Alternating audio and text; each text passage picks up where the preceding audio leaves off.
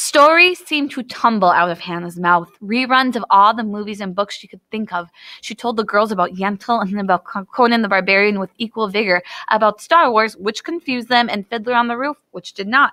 She told them about the plot of Little Women in 10 minutes, a miracle of compression, especially since her book report had been 7 typed pages. She mesmerized them with her tellings. After the first one, which they had interrupted every third sentence with questions, they were an attentive audience, and silent except for their frequent loud sighs and Esther's nervous laughter at all the wrong moments. Rachel cried at the end of Yentl when Hannah described Barbara Streisand bravely sailing off to America alone, and all 4 had tears running down their cheeks when Beth died in Little Women. Hannah wondered at the strange power she held in her mouth. It was true Erin had always liked her stories, and so did Rosemary, but as her best friend she had to. The Brody twins, whom she'd only had started to babysit, could usually be kept quiet with a tale, but she'd never had such a large, appreciative audience before. Walking through the woods behind the wagons, the girls kept jostling one another for the place of honor by Hannah's side. Hannah wondered about that most of all. In New Rochelle, except for Rosemary and 2 other friends who had all been together since first grade, she was not very popular. There was even one clique of girls, Rosemary called them the snubs, who never spoke to her, even though 3 were in her Hebrew class and one was actually Rosemary's cousin. She remembered vividly standing with Rosemary at the school's water fountain, giggling and splashing each other. The snubs came over and called them babies just when Jordan Mando went by. He laughed at them, and Hannah thought she'd die on the spot. Yet here, wherever here was, she was suddenly the most popular girl on the block. Except there wasn't any block. She realized that she couldn't have made up that powerful memory. She was Hannah. But these girls who were hanging on her every word believed she was Chaya. And it was so great to be popular. She wasn't going to spoil it by trying to convince them she was someone else. So let me tell you about the Wizard of Oz, she said. She couldn't remember which was the movie and which was the book. Shrugging her shoulders, she began a strange mixture of the two, speeding along until the line, "Gosh, Toto, this sure doesn't look like Kansas." "What is Kansas?" Rachel asked. Just then Giddle dropped back and listened to them. Hannah was afraid she would interrupt them or make her ride in the wagon, but all Giddle said was, "Kansas, it is in America, near New Rochelle." And then she walked away laughing. As they wound on through the forest, Hannah guessed everybody from the shtetl was there. The littlest children and some of the older women rode in the open wagons, but everyone else walked. Sunlight filtered through the canopy of large trees, spotlighting the forest. It was even more magical than the forest in Oz, Hannah thought. When she stopped for a moment to take it all in, the girls complained. "Go on, go on, go on," Sheffer said. "What happened next?" Putting her arm around Hannah's waist, Rachel smiled. "Let her be. She is only catching her breath." "You are the one who has trouble catching her breath," said Yenta the Cossack.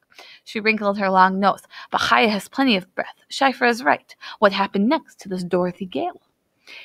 Hannah was in the middle of a muddled version of Hansel and Gretel, having temporarily ran out of movies and books and fallen back on the old nursery tales she and told Erin or the Brody twins, when her attention was arrested by a high, thin, musical wail. She stopped in mid-sentence. The others heard at the same time, and Yenta clapped her hands. "The klezmer!" she cried out. "We're almost there!"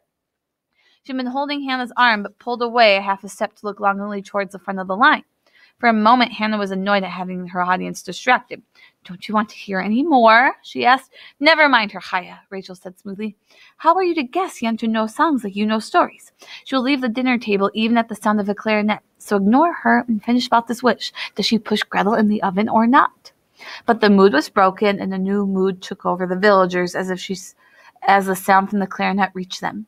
The pace of the walk, which had become leisurely, quickened. Even the horses picked up their step. The constant chatter stopped. Everyone seemed to be straining to listen. Then another instrument joined in. It took a moment for Hannah to realize that the sound was a violin. It certainly wasn't like the one she'd labored on in Suzuki class so long with so little result. This violin has a piercing, insistent sweetness of tone, almost like a baby crying. The wagons came to a halt as the klezmer band came around a bend in the forest path. Hannah saw there were 3 musicians in all, the clarinet, the violin, and the accordion. The music was fast and full of a wild energy. The band members strode down the line of villagers. Behind them came Shmuel, dancing with his abandon, his hands above his head and with his black hair, a dark halo around it. Yitzhak followed him, big hands clapping in rhythm. Other men soon joined them, laughing and shouting encouragement. The women watched by their side. They began to sing. "Sing, Chaya," Shmuel called as he danced by her. "Sing!" "I don't know the words," she called back, but even as she said it, she found herself singing, the words stumbling out of her mouth, remembering what her mind did not. As if her mouth belonged to Chaya, her head to Hannah. She began to clap madly in rhythm until the tune came to an abrupt end. "Look!" Rachel cried above the noise, the breathiness back in her voice. "They have brought a Bakan. Chaya's father must have a lot of money."